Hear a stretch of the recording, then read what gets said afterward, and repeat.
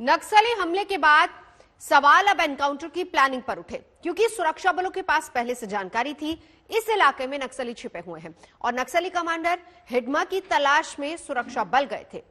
लेकिन नक्सलियों ने घात लगाकर उल्टे सुरक्षा बलों पर हमला बोल दिया। सुरक्षा बलों के जवानों की संख्या भी कम नहीं थी। फिर से ये चूक कैसे हो गई?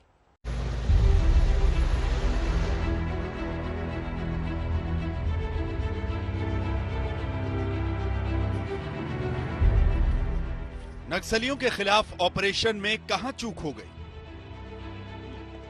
जो इतना बड़ा हमला फिर हुआ और 22 जवानों की जान चली गई। बीजापुर सुकमा नक्सली हमले से यह बड़ा सवाल खड़ा हुआ है, क्योंकि सुरक्षा बलों की संख्या भी कम नहीं थी और नक्सलियों के बारे में पहले से खुफिया जानकारी भी थी। सुरक्षा बलों को सूचना मिली थी कि बीजापुर सुकमा बॉर्डर पर बड़ी संख्या में नक्सली इकट्ठा हैं। पिछले 10 दिन से यहीं पर नक्सली कमांडर हिडमा की मूवमेंट की भी जानकारी मिली थी। इसीलिए पूरी तैयारी के साथ शुक्रवार को एंटी नक्सल ऑपरेशन लॉन्च किया गया। इसमें CRPF, cobra, Bastar battalion, STF, DRG के ट्रेंड जवान थे। 5 जगहों से करीब 2000 जवानों की फोर्स को लेकर इस ऑपरेशन के लिए सुरक्षा बल गए थे। लेकिन नक्सली भी 400 की संख्या में घात लगाकर सुरक्षा बलों का इंतजार कर रहे थे। देखिए, इसमें इंटेलिजेंस फेलियर भी है, ऑपरेशनल फेलियर भी है, दोनों ही बातें हैं। और ये लोग अपना ऑपरेशंस के बाद लौट रहे थे। उसके बाद कहा जाता है कि एक ऐसी जगह ये एम्बुश हो गए जहाँ की वो तो ऊंचाई पर थे और ये नीचे ज़मीन पर थे। तो मतलब ऑपरेशनली मैं कहूँगा कि फेलियर इस माने में रहा कि आप किसी व्यक्ति को पकड़ने जाते हैं, आपको खबर है कि वहाँ इस क्षेत्र में वो है, पर आपका ऑपरेशन एक तो असफल रहा।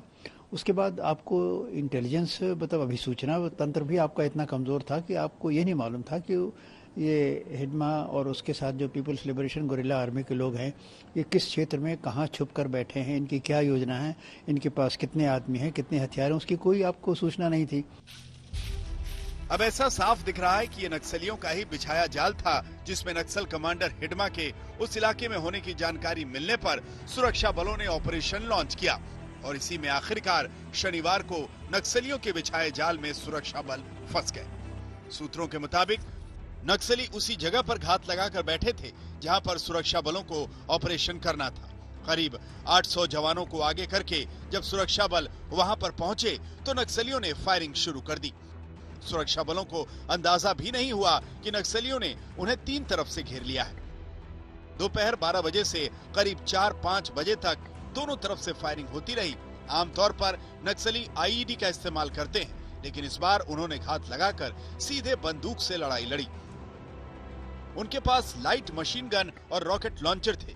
इसी से पता चलता है कि नक्सली पूरी तरह तैयार थे और नक्सल आतंकी पूरी तरह ट्रेंड भी थे।